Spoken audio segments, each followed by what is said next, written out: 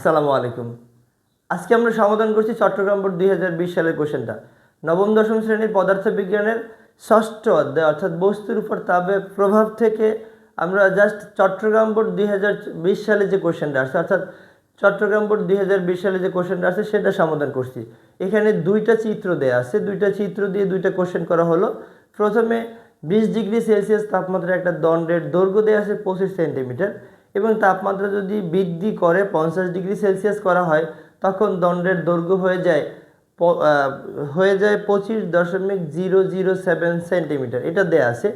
এবং দ্বিতীয় আরেকটা চিত্র দেয়া আছে -5 ডিগ্রি সেলসিয়াস তাপমাত্রায় কিছু পরিমাণে বরফ আছে, সেখান থেকে তাপমাত্রা বৃদ্ধি করে যখন 70 ডিগ্রি সেলসিয়াস তাপমাত্রা করা হয় তখন এই বিভিন্ন স্টেজে সময়ের সাথে সাথে যে তাপমাত্রা বৃদ্ধি পায় এটার গ্রাফ বা লেখচিত্র করে বিভিন্ন অংশের বর্ণনা দিতে বলা হলো। তো আমরা কি কি দেয়া আছে আমরা দেখি। দেয়া আছে আলফা, মানে দেয়া আছে দণ্ডটির আদি দৈর্ঘ্য দেয়া আছে এল1 সমান হলো 25 সেন্টিমিটার এবং দেয়া আছে এল টু এর মান দেয়া আছে 25.007 সেন্টিমিটার। আমরা সেন্টিমিটারকে মিটারে নেব না, কেননা এটা হচ্ছে অনুপাত রাশি, অর্থাৎ লবও হবে সেন্টিমিটারে এবং হরও হবে সেন্টিমিটারে, তাহলে সেন্টিমিটার কাটা যাবে, তাই এই জন্য চেঞ্জ করতে হবে না, আমরা জাস্ট সেন্টিমিটার আছে সেন্টিমিটারেই রাখবো। এবারে তাপমাত্রা পার্থক্য ডেল টি আমরা বলতে পারি বা ডেল থিটা বলতে পারি। এটাকে জাস্ট 50 ডিগ্রি সেলসিয়াস থেকে আমরা বাদ দেব 20 ডিগ্রি সেলসিয়াস, তার মানে এটা হচ্ছে 30 ডিগ্রি সেলসিয়াস। এটা আমরা জানি alpha equal L2 minus L1 by হলো L1 ডেল টি অথবা T2 মাইনাস T1, এটাকে আমরা ডেল টি অথবা T2 মাইনাস T1 বলতে পারি। এটাকে আমরা জাস্ট 30 কেলভিন এটা বলতে পারি এমকেএস পদ্ধতিতে নিলে। L2 মাইনাস L1 আসলে মাইনাস করলে হচ্ছে 0.07, এটা 0.007 এটাও বলতে পারি আমরা। আর L1 এর মান হচ্ছে 25 আর ডেল টি এর মান হলো 30। এখন আমরা এখান থেকে জাস্ট এই দণ্ডের যে দণ্ডটার দৈর্ঘ্য প্রসারণ কত হয় সেটা আমরা ইজিলি বের করতে পারবো, অর্থাৎ সব তথ্য দেয়া আছে এখান থেকে আমরা বের করতে পারবো। দেখি কত হয়। 0.007 এটাকে আমরা ভাগ করব 25 ইন্টু 30 দ্বারা, তাহলে এটা হচ্ছে 9.33 অর্থাৎ 9.33 ইন্টু 10 ইনভার্স 6 ইনভার্স কেলভিন হবে। এবারে আমরা জাস্ট ঘ নম্বর কোশ্চেনে যা বলা আছে সেটা সলভ করছি, অর্থাৎ চিত্র 2-এ -5 ডিগ্রি সেলসিয়াস তাপমাত্রায় কিছু পরিমাণে বরফ আছে, কতটুকু বরফ আছে সেটা আমরা জানি না। সেই বরফের তাপমাত্রা যদি 70 ডিগ্রি সেলসিয়াস করি তাহলে সময় বনাম তাপমাত্রার লেখচিত্রটা করতে হবে। আমরা লেখচিত্রটা যদি একটু দেখি, লেখচিত্রটা পুরোটা এরকম হবে, অর্থাৎ এইখানে ধরে নিলাম -5 ডিগ্রি সেলসিয়াস তাপমাত্রা আছে, এখান থেকে তাপমাত্রা বৃদ্ধি করে করে মানে ধরে নিলাম এটা ও, এখানে হলো এ আর এখানে হলো বি, তো তাপমাত্রা বৃদ্ধি করে করে এটা বি আর এটা হচ্ছে সি। 0 ডিগ্রি সেলসিয়াস থেকে তাপমাত্রা বৃদ্ধি করে যখন আমরা এই 0 ডিগ্রি সেলসিয়াস থেকে তাপমাত্রা বৃদ্ধি করে যখন এই -5 ডিগ্রি সেলসিয়াস তাপমাত্রা মানে ও বিন্দু হতে যখন আমরা তাপমাত্রা বৃদ্ধি করতে করতে এই বিন্দুতে পৌঁছাবো, অর্থাৎ তখন 0 ডিগ্রি সেলসিয়াস হবে। 0 ডিগ্রি সেলসিয়াস তাপমাত্রায় সকল বরফ, আচ্ছা আমরা এটা দেখব এখন। তো আমরা একটু দেখি যে এখানে 0 ডিগ্রি সেলসিয়াস তাপমাত্রায় আমরা সমাধান করছি ঘ নম্বর কোশ্চেন। 0 ডিগ্রি সেলসিয়াস তাপমাত্রা ও বিন্দুতে এটা আমরা বলতে পারি অংশে বরফ কর্তৃক গৃহীত তাপ, ওই অংশে বরফ রয়েছে কঠিন বরফ, ওই অংশে বরফ কর্তৃক গৃহীত তাপ। আমরা অলরেডি এখানে গ্রাফটা করলাম, এই গ্রাফটা হলো এই দিকে আমাদের থাকবে জাস্ট তাপমাত্রা, এইদিকে আমাদের থাকবে তাপ, এদিকে তাপ থাকবে আর এদিকে থাকবে অবস্থা, বাম দিকে থাকবে এক্স অক্ষ বরাবর থাকবে আমাদের সময়, এক্স অক্ষ বরাবর সময় এবং ওয়াই অক্ষ বরাবর থাকবে তাপমাত্রা।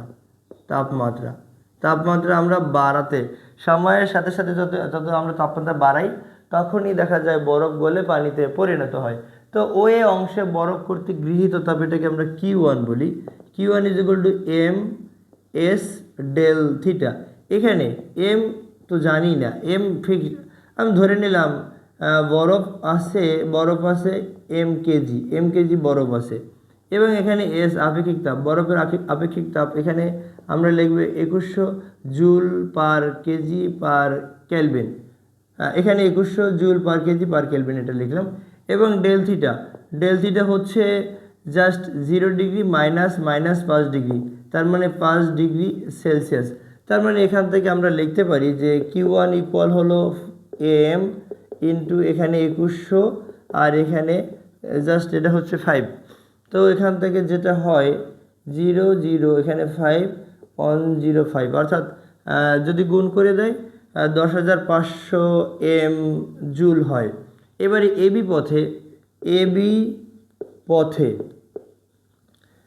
পথে একটা সুপ্ত তাপ কাজ করবে। সুপ্ত তাপ আসলে অবস্থার পরিবর্তন করে কিন্তু তাপমাত্রার কোনো পরিবর্তন করে না, অর্থাৎ 0 ডিগ্রি সেলসিয়াস তাপমাত্রা থেকে তাপমাত্রা আর বাড়বে না, কিন্তু অবস্থার পরিবর্তন করবে কি, সম্পূর্ণ বরফ গলে যাবে।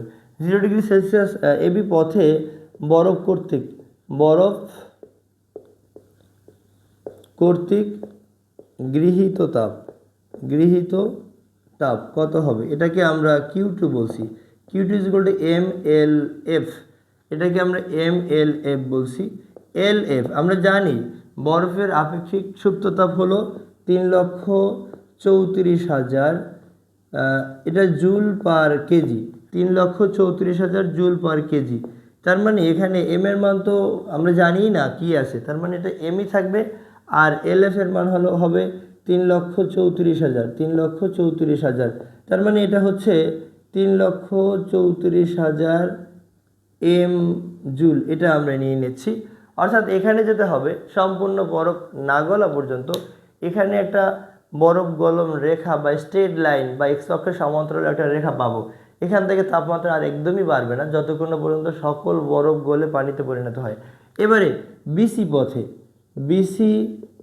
পথে আচ্ছা, বরফ গলিত পানি কর্তৃক গৃহীত তাপ, বরফ গলে যাবে, এটা এখন পানি হয়ে যাবে।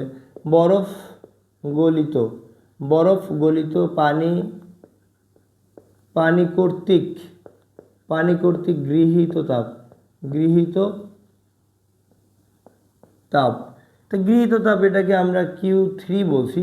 Q3 MS del theta. এখন এখানে এস এর মান, পানির আপেক্ষিক তাপ কত, 4200 joule per KG per kelvin. Del theta তাপমাত্রার পার্থক্য, ডেল থিটা হবে 70 ডিগ্রি সেলসিয়াস। এখানে জাস্ট সি বিন্দুতে ধরে নিলাম এটা 70 ডিগ্রি সেলসিয়াস। 70 ডিগ্রি সেলসিয়াসে পৌঁছাবে 0 ডিগ্রি থেকে, তার মানে এটা 70 ডিগ্রিই হবে। 70 ডিগ্রিকে আমরা কেলভিনে বলতে পারি। যাই হোক, এম এর মান হলো এমই থাকবে, আর এটা হলো 4200 আর এটা জাস্ট 70। তো এখান থেকে যদি আমরা করি, এটা 0 7 × 14 4, 4 7 28 আর 1 29, তাহলে 29,400 এম জুল হবে। এটা আসলে অনেক সহজ কোশ্চেন ছিল, অর্থাৎ আমরা সময় বনাম আমরা এক্স্যাক্টলি তাপমাত্রা বনাম সময় লেখচিত্র করলে দেখি যখন 0 ডিগ্রি সেলসিয়াস থেকে যখন -5 ডিগ্রি সেলসিয়াস তাপমাত্রা থেকে এবি পথে বরফকে তাপ দেওয়া হয়, তখন যখন এই বিন্দুতে পৌঁছায় তখন কঠিন বরফ একটু বরফের মানে কাঠিন্য কমে যায়, বরফ গলতে শুরু করে।